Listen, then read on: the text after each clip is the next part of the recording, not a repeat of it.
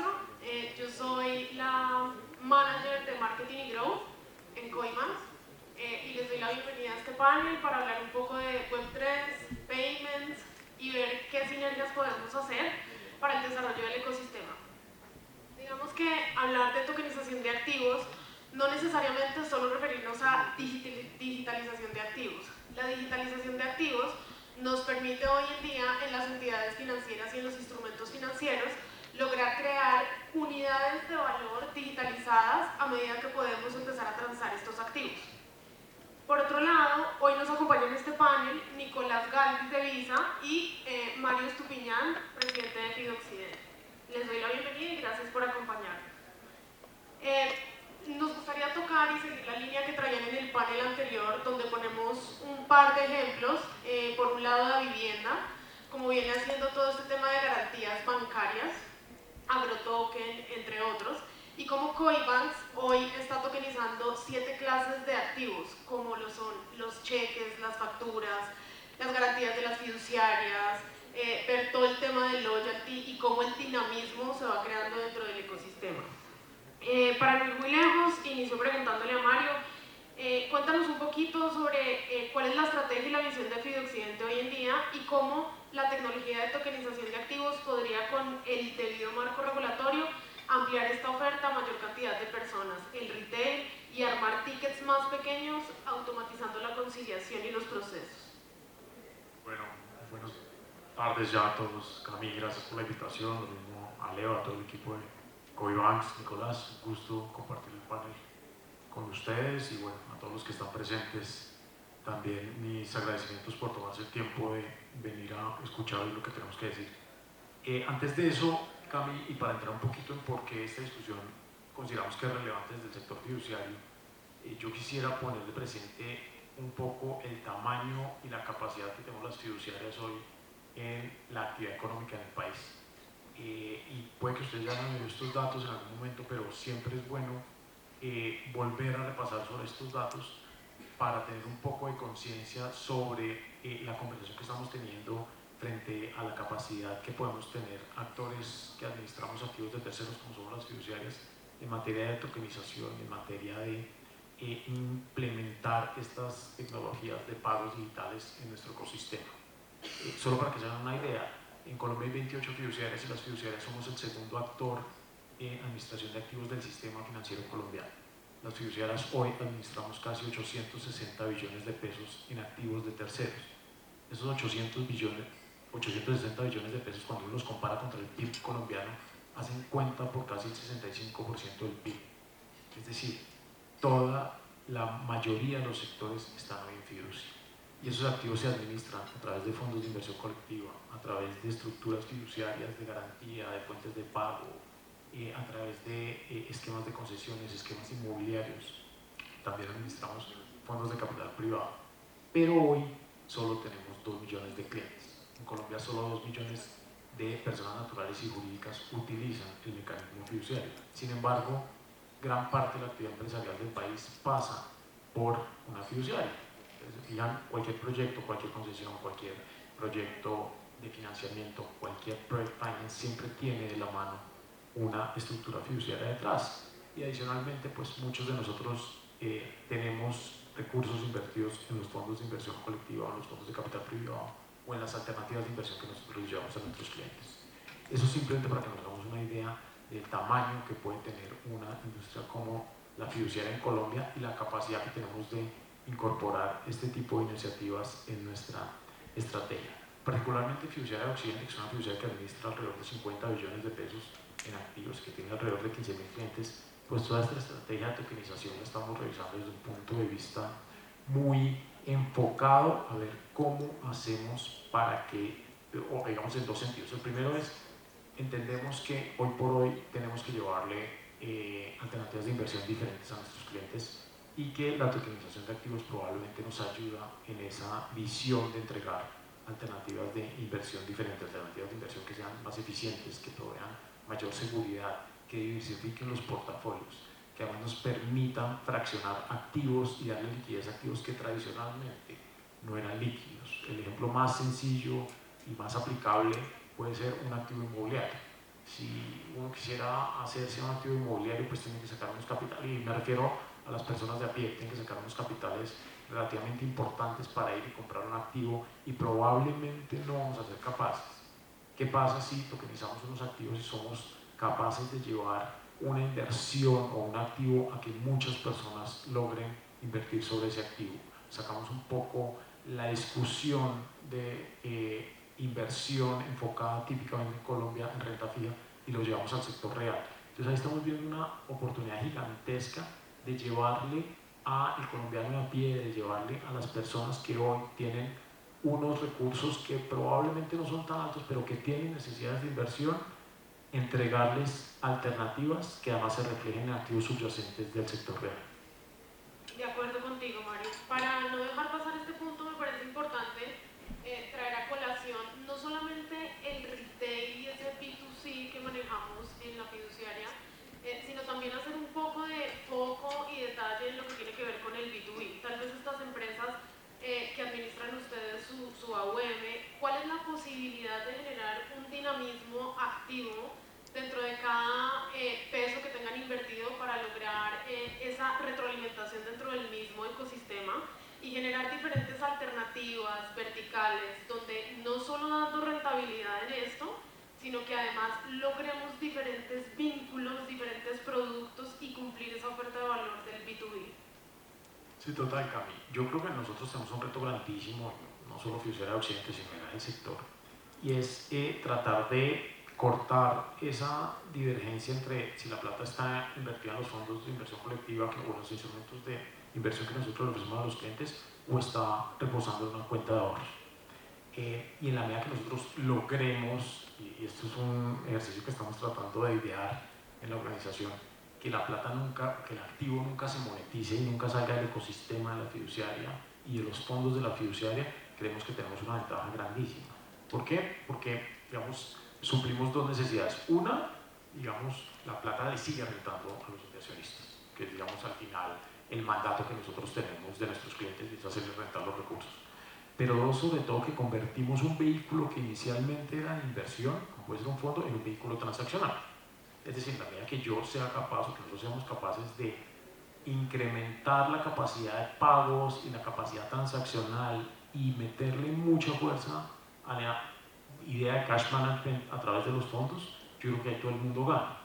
Porque si yo soy capaz de ir y pagar ahora el almuerzo, bajando plata de mi fondo de inversión colectiva, sin necesidad de pasarla realmente por una cuenta de ahorros, yo creo que ahí ofrecemos una alternativa interesante para todo el mundo y es tener un poquito de rentabilidad con unas capacidades transaccionales importantes. Estamos de acuerdo. Y eso adicionalmente, digamos que disminuiría esa fricción que hoy existe en el movimiento de dineros que quieren los clientes, porque son ellos los dueños del dinero. Y esto también lo ato a esa administración que hace la fiduciaria de la mejor manera, pensando hoy en día en cómo utilizar esas tecnologías como lo son la blockchain, la Web3 y obviamente todo el tema de tokenización de activos para lograr este dinamismo y dar mejores resultados no solamente en rentabilidad, sino en crear este ecosistema colaborativo. Y ahí paso a Nicolás a hacerle una pregunta: ¿cómo la tokenización ha cambiado los medios de pago y cómo ha sido esta evolución en ti? Bueno, primero, gracias por la invitación, Camila. Un gusto, Mario, estar compartiendo este panel. Parte de lo que empezamos a hablar en tokenización es que incluso antes de que se hablara de la tokenización de activos, ya estábamos hablando de la tokenización de los medios de pago. Y creo que fue ese el punto de partida para poder apalancar ya lo que iba en la parte de activos. Y cuando nos sentamos a ver un poco la tokenización de medios de pago, empieza a surgir como una necesidad. Y una necesidad de que a nivel de y solo a nivel de internet se estaban robando las credenciales, estaban haciendo una cantidad de fraudes, el tema de scamming, todo esto estaba creciendo y no había una forma, un escudo de cómo empezaba a blindar. Y entonces ahí fue donde la tokenización empezó a surgir como una solución. Y ahí fue donde empezamos a ver, ok, ¿cómo podemos rediseñar la forma en la cual los pagos deben manejarse? Y eso abrió el escenario a que con la tokenización empezábamos a tener diferentes tipos de tokens guardados en cada uno de los comercios electrónicos. Ese proceso lo que hizo fue evitar nuevamente de que si se rellenara a robar la base de datos de algún comercio gigante, se empezaba a perder. Y eso lo podemos ver con una analogía muy sencilla. Y es, por ejemplo, cuando uno va con los niños a estos lugares que tienen maquinitas y juegos. Cuando uno va a esos lugares de maquinitas y juegos, uno tiene que comprar una tarjeta y esa tarjeta uno la recarga. Durante todo el servicio de las maquinitas, tú puedes jugar con esa tarjeta y puedes gastar todo el dinero que tengas ahí. Pero si después quieres comerte un sándwich en la plazoleta de comidas que queda en el centro comercial y vas y pagas con esa tarjeta, te van a decir, ¿qué es esto? ¿Qué sentido tiene que tú me pagues con esto? Ahí es donde vemos el mismo efecto que tiene la tokenización. Porque entonces, cuando ya se robaban la información de las diferentes bases de datos y la intentaban usar para poder hacer fraudes, ahí fue donde realmente dijimos, uy, esto ya no le sirve a nadie. Ya lo usan otros comercios y era tal cual como esa tarjeta del producto de niños que no servía en los otros comercios. Entonces, ese es el mismo efecto que tiene la tokenización. Y esto abrió un mundo gigante, porque gracias a eso se empezaron a dar nuevas formas donde se podían meter los tokens como medio de pago. Y entonces ya se volvió como, ok, ese medio de pago podía volverse activos físicos también. Entonces, ¿cómo puedo pagar ahora yo desde mi dispositivo celular? Nosotros desde Visa empezamos y ya tenemos lanzamiento aquí en Colombia con Apple Pay y con Google Pay.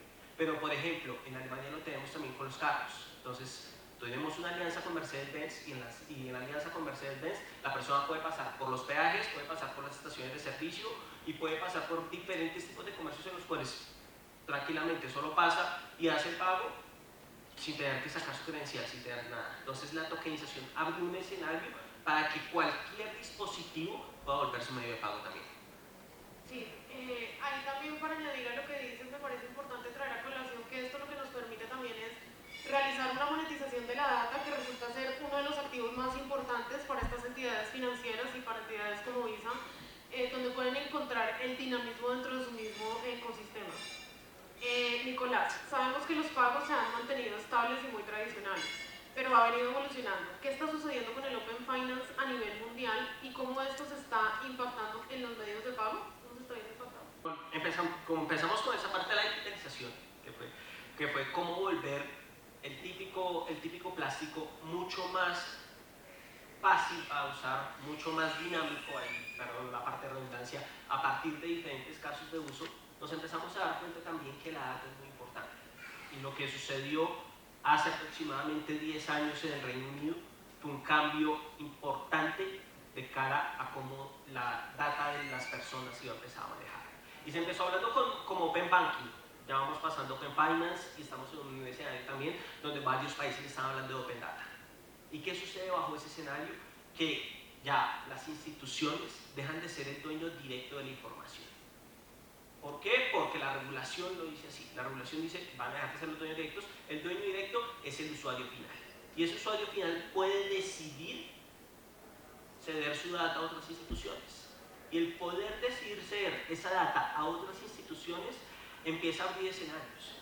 Y entonces ahí viene la pregunta, ¿mi institución dónde va a estar? ¿En la que va a ceder la información porque le toca? ¿O en la que va a generar nuevos casos de uso consumiendo la información de los otros? Y empezando a generar pues valor para el usuario final.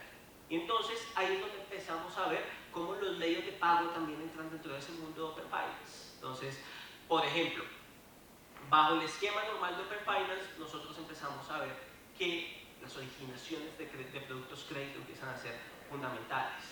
Y es un tema que en Colombia todavía tenemos bastantes brechas a nivel de inclusión financiera. Normalmente sí, conocemos la información que podemos tener, que es la que en este momento la regulación nos deja. Pero ¿cómo llegamos más allá? ¿Cómo empezamos a mirar otros formatos? Entonces, por ejemplo, nosotros desde Visa empezamos a desarrollar también un formato para ver cómo con la data transaccional de una persona podíamos saber si esa persona era apta o no para poder ser parte de un producto financiero de crédito. Y eso, pues al final, ¿qué significaba? Que, por ejemplo, si Mario ganase $1 millón y yo ganase $1 millón, de cara a los escenarios y a los scores de riesgo crediticios actuales, somos iguales. Y podemos tener, y no tenemos muchos activos, estamos iguales. Pero ¿cómo pasamos hacia más allá? Y entonces empezamos a ver los comportamientos. Empezamos a ver cómo, por ejemplo, yo tengo de pronto unos malos comportamientos, tengo una parte de declinaciones, estoy consumiendo en comercios que son de alto riesgo, mientras que por el otro lado, Mario tiene un muy buen nivel de consumo, y el nivel de consumo es en comercios que son mucho más responsables. en comercios que al final pues, están demostrando que pueden tener un mayor score crediticio. Ese tipo de referencia nos permite a nosotros poder decidir cuál de los dos es mejor. Obviamente ya cuando yo les doy estos detalles ustedes dirán, claro, denle el crédito a Mario y niégueselo a Nicolás. Eso es lo que nosotros estamos buscando, apalancar esa data para que al final se puedan originar mejores productos de crédito. Y nosotros pues tenemos toda esa información transaccional, y no solo la transaccional de Mario, sino tenemos la información de data transaccional de cómo se comportan las tarjetas débito, crédito y prepago a nivel mundial. Y eso es una ventaja que nos ayuda a poder fortalecer estos tipos de casos de uso. Por ejemplo, en Brasil hace poco lo que hicimos fue evaluar los comportamientos de data transaccional que se habían realizado en todos los tarjetamientos brasileños, y lo miramos hace 10 años, justo antes de que Brasil entrara en recesión, y empezamos a ver el comportamiento de los siguientes 3 años. Obviamente pasó época mundial, teníamos el gasto a tope, pero se empezó a ver una caída significativa y se vio, y justo antes de esa caída significativa vimos como ese potencial score de riesgo que nosotros estábamos corriendo se desplomó de un momento a otro, y a los 6 meses Brasil entró en recesión. Entonces, incluso a nivel macroeconómico se puede llegar a ver cómo ese impacto de nivel transaccional y de esa data abierta puede empezar a desempeñarse hasta en el comportamiento de un país. Obviamente nuestro objetivo va más a que se puedan ofrecer nuevos productos crediticios, medios de pago que vayan atados allí, que al final pues, van a fortalecer el ecosistema y nos van a seguir apalancando para poder entregar mejores propuestas de valor a los usuarios y para nosotros también seguir siendo sostenibles en el mercado. Gracias, Nicolás. Teniendo en cuenta el nombre de nuestro panel, Web3 Payments de la teoría a la práctica, Mario, me gustaría traer a colación uno de los desafíos más grandes que tienen hoy las entidades financieras son sus core bancarios o sus core principales tradicionales, que hoy en día tienen muchos desafíos para lograr innovar de forma rápida, de forma costo eficiente, y cómo entidades como Coibanks, digamos, generan este tipo de cores transaccionales que funcionan como una sombrilla sobre estos cores tradicionales que traen ustedes, y cómo este tipo de compañías basadas en blockchain, en Web3 y demás, logran dar esa velocidad que necesitan hoy las entidades financieras para lograr innovar y cumplir las expectativas de los clientes. ¿Qué opinas sobre esto? Yo creo que ahí hay, digamos, una ventaja grande en la conversación que estamos teniendo, y es la siguiente. Tradicionalmente los cores de las instituciones financieras pues son cores, uno de data atrás, y digamos que cambiar el core de una entidad financiera probablemente es lo más complejo que uno puede tener al interior de una organización por todo lo que implica. Son cores que tradicionalmente son muy robustos desde el punto de vista del repositorio de información, de seguridad, contablemente son muy fuertes, porque además a eso nos obliga la regulación y a eso nos ha llevado la regulación. Particularmente en el negocio fiduciario nosotros tenemos confianza, entonces digamos que nuestros cores tienen que estar sujetos a cualquier tipo de prueba frente a trazabilidad, recuperabilidad, tiempos de respuesta, planes de contingencia, pero hace que cualquier cambio en el core sufra unos procesos que son demorados, son pesados, cuestan mucho, demandan mucho esfuerzo. Y lo que tradicionalmente pasa es que la transaccionalidad no va de la mano con la idea del core que uno tiene. Uno siempre piensa en un core que, digamos, tenga blindado estos ítems que les acabo de mencionar, pero la capacidad de llevar necesidades transaccionales o funcionalidades transaccionales a los cores de la industria es bien difícil, y ahí yo creo que es donde entra la conversación interesante que estamos teniendo, y es cómo somos capaces de unir un core que tiene unas capacidades interesantes, que es muy sólido, con unas funcionalidades transaccionales, que es lo que nos demanda el público, porque hoy en día, pues claro, para todo el mundo es importante que su información, sus recursos estén bien protegidos, estén bien contabilizados, que efectivamente los procesos de conciliaciones sean lo más rigurosos posibles, pero ¿qué pasa con la transaccionalidad? ¿Cómo hacemos para unir esas dos conversaciones? Y yo creo que hay una oportunidad gigantesca para empezar a explorar eso y para empezar a unir lo que tradicionalmente han sido unos cores muy fuertes con esquemas o con iniciativas transaccionales que permitan darle agilidad y eficiencia a las transacciones de los clientes. De acuerdo. Y añadiendo a esto, me parece importante también ver cómo dentro del ecosistema que estamos creando, donde hay diferentes figuras, diferentes papeles dentro de este ecosistema, utilizamos esta tokenización de activos, digamos, para generar una realidad dentro de nuestros usuarios, y es Tomando como un ejemplo la fiduciaria tiene más o menos, no sé, 5.000 empresas de clientes que tienen X monto de ahorro invertido en los diferentes fondos de inversión colectiva que esta administra, la mayoría en money market. ¿Y cómo logramos crear para este B2B algunas opciones de lograr dinamizar? Dentro de estas empresas existen unos trabajadores, como un ejemplo, no sé, empresas de retail masivo, de transportadores, de lo que sea, y la empresa quiere generar para estos tipos de usuarios que a veces son clientes internos o clientes externos, alguna opción, digamos, innovadora para lograr hacer que su dinero no solamente sea una nómina que digamos, se deposita en una cuenta bancaria, sino lograr darle esa educación financiera que tanto hablábamos en el primer panel, donde estas personas tienen diferentes opciones para generar dinamismo dentro del valor agregado que le genera su trabajo o lo que sea que haga en su actividad económica. Y acá es donde le quiero preguntar a Visa, ¿cómo ve la posibilidad de, digamos, generar colaboraciones con diferentes entidades financieras, dando la posibilidad, digamos, en un esquema de una creación de un producto que puede ser una tarjeta prepago, donde se le puede dar este tipo de tarjetas prepago Visa a ese tipo de empleados o clientes internos que tengan las diferentes compañías que tienen hoy en los fondos de money market invertido su dinero y así generar este dinamismo? Bueno, dentro de este escenario que tú dices, justo uno de los retos más grandes que hay en estos tipos de usuarios es garantizar la liquidez, que estos puedan tener acceso a sus fondos. Yo creo que ahí es donde viene ese principal reto a desarrollar. Nosotros lo hemos evaluado y varios de los puntos está desde la emisión de los productos, y entonces se puede empezar a ver cómo emitir diferentes tipos de productos prepago, y es también lo que nosotros hacemos con las diferentes fintechs.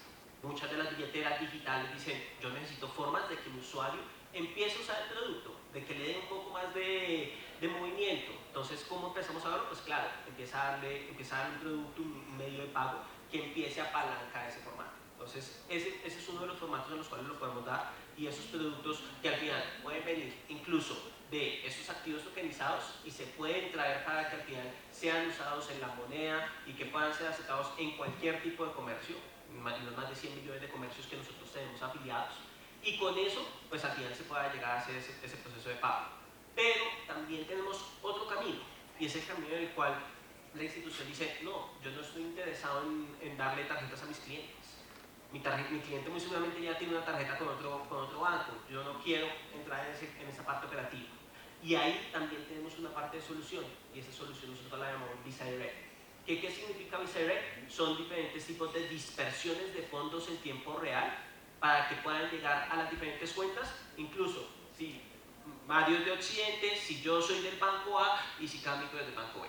Entonces, cuando pasamos ese proceso, igual una entidad podría llegar y hacer las dispersiones, y la persona podría hacer incluso dentro de la aplicación un proceso de desembolso y devolver esa liquidez en tiempo real mucho más sencilla. Y pues todo esto al final pues apalanca nuestra red Visa para que terminen esos productos, que en este caso podrían ser incluso los débitos que ya tiene la persona en su cuenta de ahorros. De acuerdo, y yo creo que es importante agregar, Mario, que la seguridad que le da una entidad como FidoOccidente es este manejo de tecnologías blockchain, porque solo y gracias a estas se lograría tener una trazabilidad perfecta de esa ejecución de data que estamos haciendo, de los saldos, que al final por detrás en el back de back se convierte en un tema de compensación y liquidación dinámica, donde no estamos tomando ningún tipo de activo de los clientes, que son los balances fiduciarios que tanto debemos respetar por ser entidades vigiladas.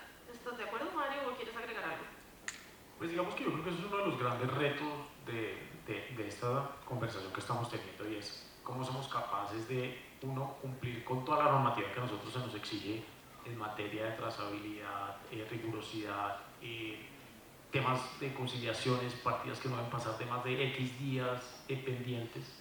Si eso lo podemos llevar a un esquema mediante el cual todo eso lo logremos hacer, pero por allá en otro lado se compensa y se liquide las transacciones de los clientes, y que al final, como nunca se monetizan, pues no tienen que ir a la operatividad que implica hacer un cuadre de cualquier cuenta bancaria o cualquier cuenta de inversión. Yo creo que tenemos un gran paso dado y tenemos mucho ganado, porque eso permite que la transaccionalidad de los clientes vaya por un lado, que lo que se refleja en el core, lo que tenemos que cumplir regulatoriamente, esté a la perfección, pero que en la mitad el cliente pueda transar utilizando nuestros productos. Si logramos dar ese paso, ya estamos al otro lado. Así es, hay que abrazar las nuevas tecnologías. Ya para cerrar, no sé si alguien del público quiere hacer alguna pregunta para aprovechar estos 5 minuticos que nos quedan.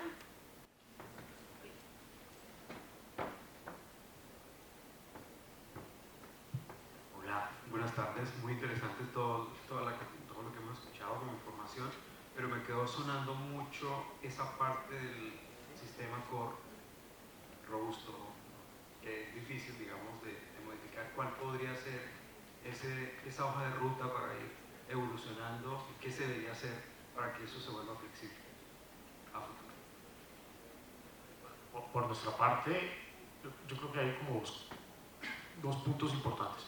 Lo primero es que tenemos que lograr que los cores, digamos, de repositorio de la información y de producción de información a terceros tengan algún tipo de vínculo y puedan ser fácilmente adaptables a unirse con otros cores. Eso tiene dos problemas. El primero es, digamos, lograr la integración de dos tipos de funcionalidades diferentes, pero sobre todo que en la medida que las organizaciones van creciendo y toman esa decisión, al final termina uno con un core y muchos parches y muchas funcionalidades pegadas. Y después integrar eso para efectos de informes, para efectos de protección de riesgos, se vuelve muy complejo. Entonces, digamos que eso es como la primera iniciativa que uno tiene que tener. Y lo segundo es qué tan fácil y rápido es. Muchas veces uno oye decir, no, es que esto es un plug and play o simplemente nos conectamos a cualquier core. Eso es al final lo que a todo el mundo le dice, nos conectamos a cualquier core. Y ese nos conectamos a cualquier core puede suceder, pero los pasos que hay que dar hasta allá son muy complejos y demoran mucho. Entonces yo creo que si somos capaces de hacerlo más sencillo, o si tenemos dos core paralelos, no sé, o tenemos unas capas intermedias que permitan que esa transición de datos, además porque los datos cada día revisten más importancia, yo mencionaba a Nicolás, pues somos capaces de hacerlo. Yo creo que hay como un paso adicional que hay que dar. Ahí, si quieres, yo te añado algo desde el punto de vista de Coimans. Digamos que acá es muy importante, uno, tener el respeto que se tiene frente a la normatividad vigente para no tener, digamos, esa fricción con los reguladores, pero sí lograr una flexibilización en el tema de cores, porque hoy en día las entidades financieras, si no estoy mal, en Colombia tenemos un monopolio con CIFI o CIF, que es el que maneja la mayoría de los cores, tanto en los bancos como en las fiduciarias como en las comisionistas de bolsa, que hoy en día lo hace muy bien, pero sin embargo, pues obviamente le cuesta un poco por los lenguajes en los que está suscrito, pues todo el desarrollo que tienen, innovar de forma rápida y costo eficiente. Entonces acá es donde entran este tipo de entidades que utilizan estas tecnologías, marcándose como una sombrilla en un juego de legos o tal vez un espejo sobre lo que ya existe, sin, digamos, generar ningún tipo de riesgo, estrés. Tú sabes que todas las entidades vigiladas tienen esos departamentos de riesgo, de cumplimiento, de compliance y demás. Entonces, digamos que lograr ese espejo perfecto que permita añadirle esa pata innovadora y esa trazabilidad que necesita para lograr innovar, yo creo que es súper clave para este desarrollo. No sé si alguien más tiene preguntas.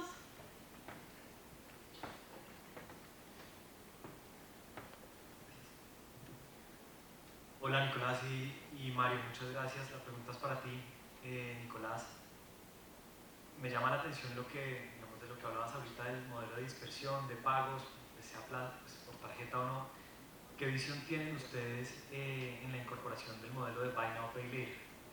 Puntualmente, ¿cómo ven el futuro con esa línea tan gris que ha habido últimamente del trade-off que puede haber entre una tarjeta y un financiamiento en el punto? ¿Cómo este modelo Web3 puede estar ahí?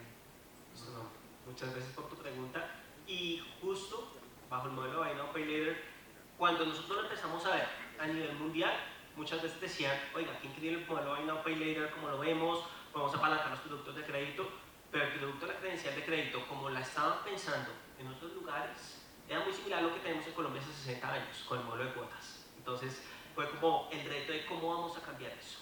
Y ahí es donde empezamos a estructurar nuevos diseños, y uno de los formatos, por ejemplo, para poder apalancar las credenciales dentro del incluso un modelo de Buy Now Pay Later, puede ir en el momento de compra también, pero ya va atado también hacia los productos de débito, hacia productos de depósito.